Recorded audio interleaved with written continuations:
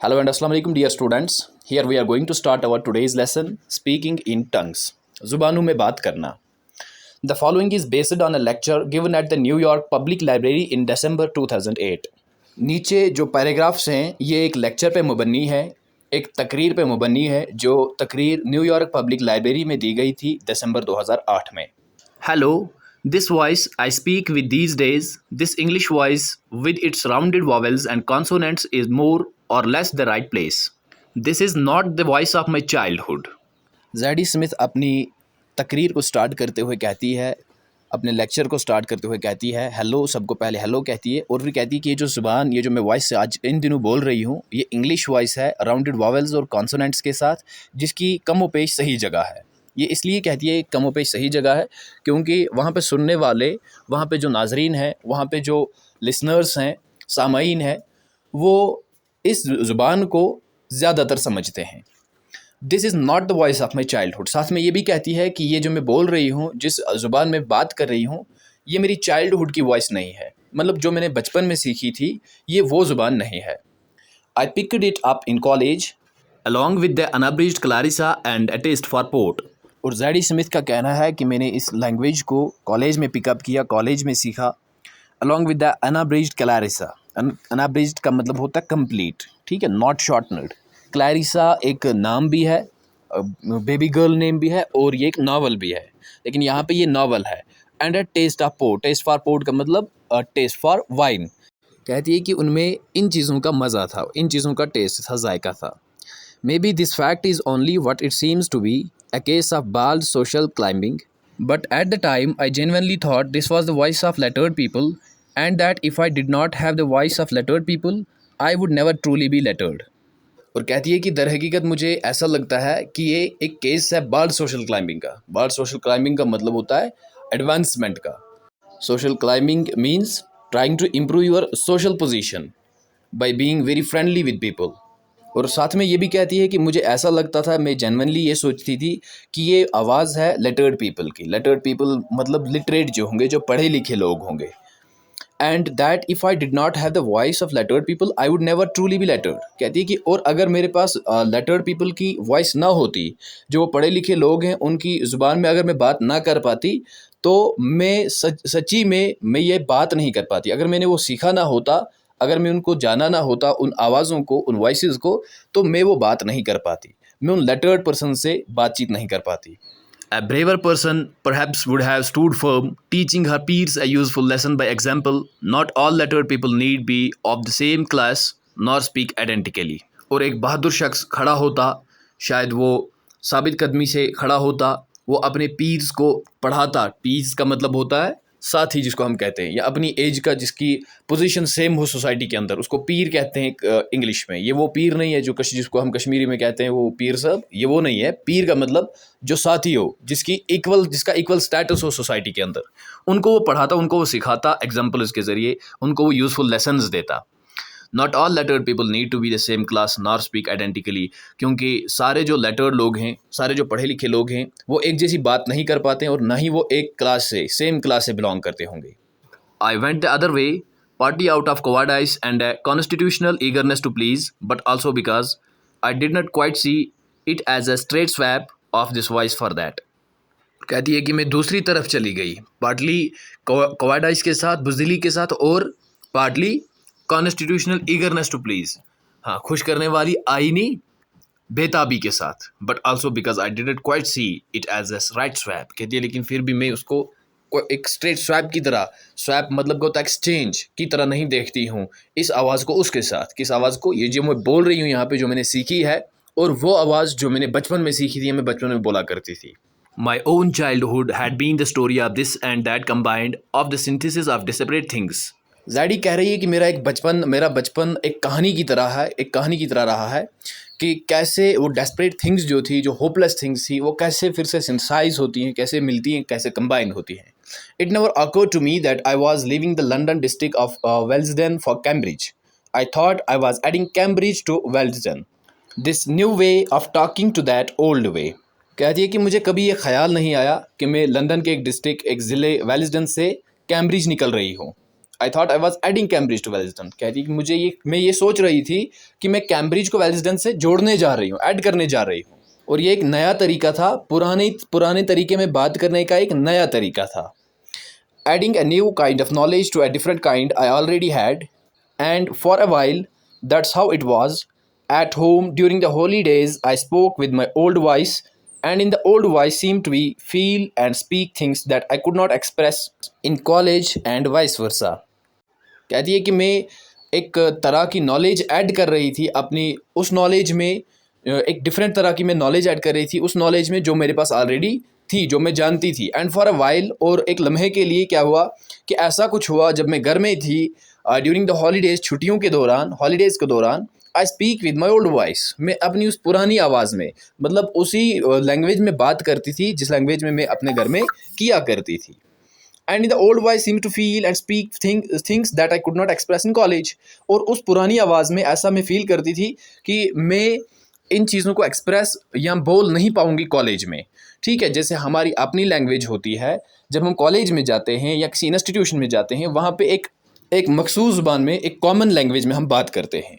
और इसी तरह जैडी स्मिथ भी कहती है कि मैं घर में जो मैं अपनी ओल्ड वॉइस में बात करती थी, मुझे ऐसा लगता था कि जो मैं फ़ील करती हूँ इस वॉइस को या बोलती हूँ, ये मैं एक्सप्रेस नहीं कर पाऊँगी कॉलेज में, और वाइस वर्सा, यानी कि कॉलेज की या वहाँ की बातें मैं घर में आके नहीं कर सकती। I felt a sort of wonder at the flexibility of the thing like being alive twice. और कहती है कि मैंने इस लचक को, इस फ्लेक्सिबिलिटी जो थी चीज़ों की, जो बदलती हुई चीज़ें थी, कहती है कि मैंने इनको महसूस किया, मैंने इनको फ़ील किया, इस लचक को, इस हैरान कुन लचक को, इस फ्लेक्सिबिलिटी को मैंने फ़ील किया, महसूस किया। लाइक बीइंग अलाइव ट्वाइस, जैसे कि मैं 2 बार जी रही हूँ, 2 ज़िंदगियाँ गुजार रही हूँ, एक घर में अलग लैंग्वेज में और दूसरी कॉलेज में एक अलग लैंग्वेज, अलग ज़ुबान के साथ, अलग वॉइसेस के साथ। But flexibility is something that requires work if it is to be maintained. But अगर हमें इस फ्लेक्सिबिलिटी को, इस लचक को, हमें इसको मेंटेन करना हो तो हमें इसके लिए काम करना पड़ेगा। इसको बरकरार रखने के लिए हमें इसके लिए मेहनत करनी पड़ेगी। Recently, my double voice had deserted me for the single one, reflecting the smaller world into which my work has led me. लेकिन अगर हमें इस फ्लेक्सिबिलिटी को मेंटेन रखना हो, अगर हमें इसे बरकरार रखना हो, तो हमें इसके लिए मेहनत करनी पड़ेगी, उसके लिए काम करना पड़ेगा। और कहती है कि जो डबल वॉइस थी मेरी, जो दोहरी आवाज़ थी मेरी, इसने मुझे अकेला छोड़ दिया, इसने मुझे अकेला छोड़ दिया, और उससे मेरा काम लिया गया, जो मुझसे काम लिया जाना था वो मुझसे लिया गया। Wellsden was a big, colorful, working-class sea. Cambridge was a smaller, posher pond and almost univocal. The literary world is a puddle. वेलिस्डन एक बहुत बड़ा, रंग बिरंगी, कलरफुल और मेहनत कश तबके का एक समंदर है। वर्किंग क्लास मतलब जहाँ के लोग मेहनत कश हो, मेहनत करने वाले हो। Cambridge was a smaller posher pond, और कैम्ब्रिज एक छोटी सी पॉशर पॉन्ड है। पॉशर मतलब लग्जरियस, एक पॉन्ड, एक कुएं जैसा, एक तालाब जैसा। एंड मोस्ट एंड ऑलमोस्ट यूनिवोकल, और लेकिन दोनों एक जैसे ही हैं, सब दोनों एक बराबरी के हैं। और लिटरेरी वर्ल्ड जो है, अदबी दुनिया जो है, ये एक तालाब की तरह है। पडल कहते हैं जहाँ पे पानी जमा होता है।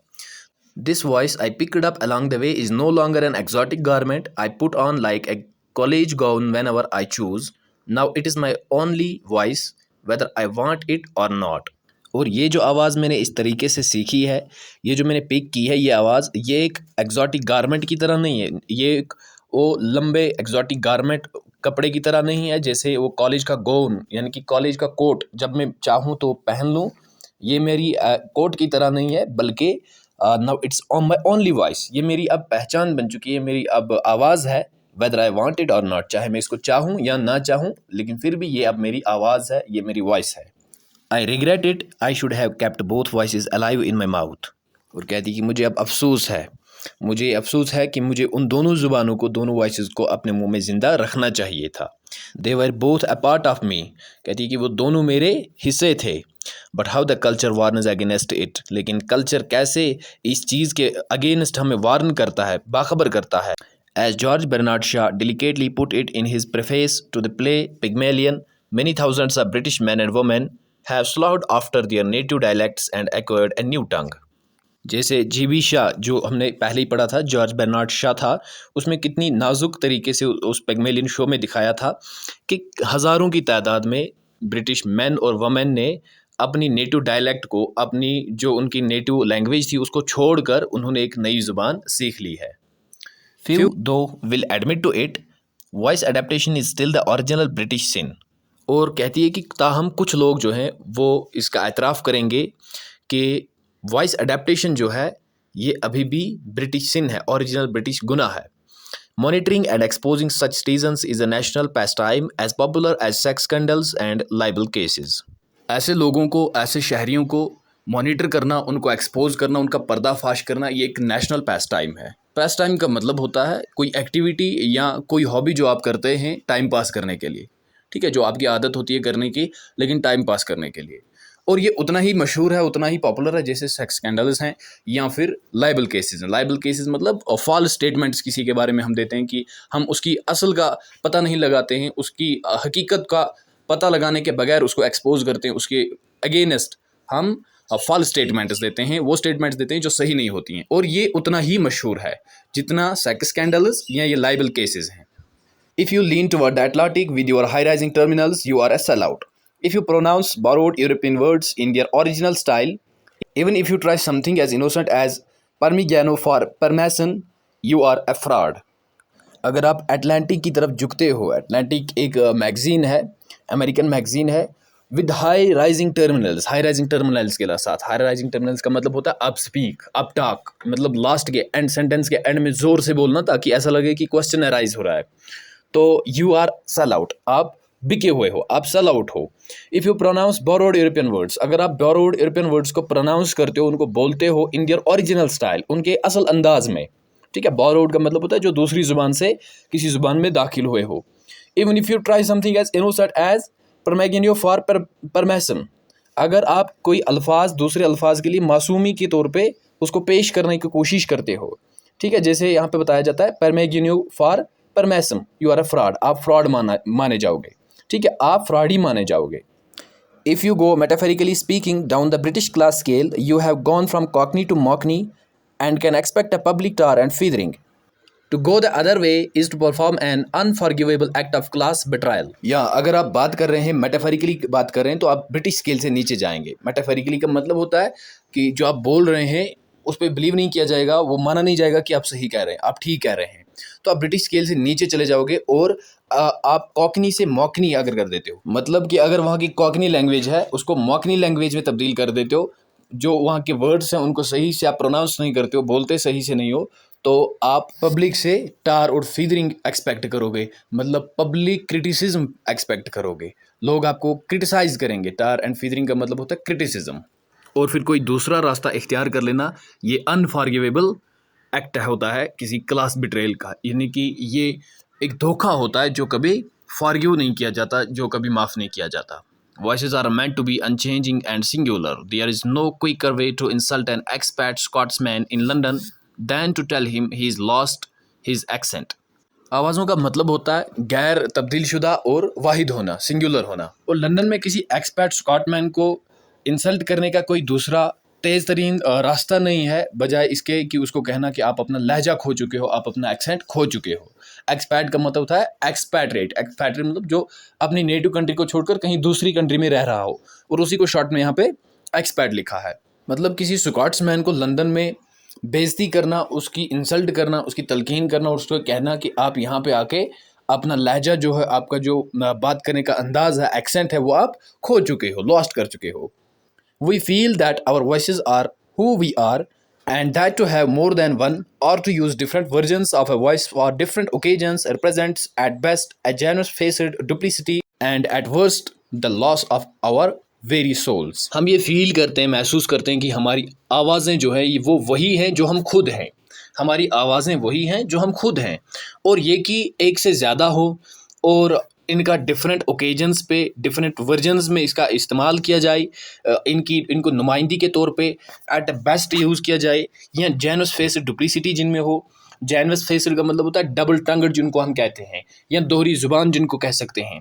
एंड एट वर्स्ट, या उसमें दोगलापन हो, उसमें बदतरीन चीज़ें हो, the loss of our very souls. तो इससे क्या होता है, इससे अपनी हमारी जो रूहें हैं, सोल्स हैं, उनका हम बहुत नुकसान पहुँचाते हैं। Whoever changed their voice takes on in Britain a queerly tragic dimension। They have betrayed that puzzling dictum to thine own self be true, so often quoted approvingly as if it represented the wisdom of Shakespeare rather than the hot air of Polonius. What's to become of me? What's to become of me? Wails Eliza Doolittle, realizing her middle dilemma. वो कोई जो Britain में अपनी voice change कर लेता है, वो एक अलमनाक और अजीब जहत इख्तियार कर लेता है। ट्रैजिक डायमेंशन, ट्रैजिक का मतलब होता है जिससे आप बहुत परेशान हो जाते हो, ठीक है, जिसे आप दुख में चले जाते हो, क्योंकि जो आप अपने आप को कहते हो कि हम सच्चे हैं, ट्रू हैं, उस चीज़ को आप बिट्रे कर रहे हो, उस चीज़ को आप धोखा दे रहे हो। उस स्टेटमेंट को, डिक्टम मीन्स एक स्टेटमेंट, उसको आप धोखा दे रहे हो। So often quoted approvingly as if it represented the wisdom of Shakespeare rather than the hot air of Polonius. तो अक्सर इसका तज़किरा करते हुए ये हवाला दिया जाता है गोया ये पोलोनियस की गर्म हवा के बजाय शेक्सपियर की जहानत की नुमाइंदगी करता है, उसकी विजडम की रिप्रेजेंटेशन करता है। What's to become me, what's to become of me, ठीक है, कि मुझसे क्या करना है, मुझसे क्या बनना है। और एलिजा डोलिटल जो है अपने दरमियानी डिलेमा, अपने दरमियानी जो उसका वसवसा है, उसको रियलाइज़ करके, महसूस करके वो रोती है। With a voice too posh for the flower girls and yet too redolent of the gutter for the ladies in Miss Higgins drawing room. एक ऐसी आवाज़ के साथ जो बहुत ही फैशनेबल, जो बहुत ही स्मार्ट थी फ्लावर गर्ल्स के लिए, और फिर मतलब बहुत ही बदबूदार आवाज़, एक गटर की बदबू जैसी होती है, वैसी आवाज़ उन लेडीज़ के लिए जो मिस हैगन की ड्राइंग रूम में थी। तो यहाँ पे ये समझने की ज़रूरत है हमें कि यह बताया जाता है जो डोलिटल थी, एलिजा डोलिटल, इसकी दोहरी आवाज़ थी, ये डबल वॉइस्ड एक लेडी थी।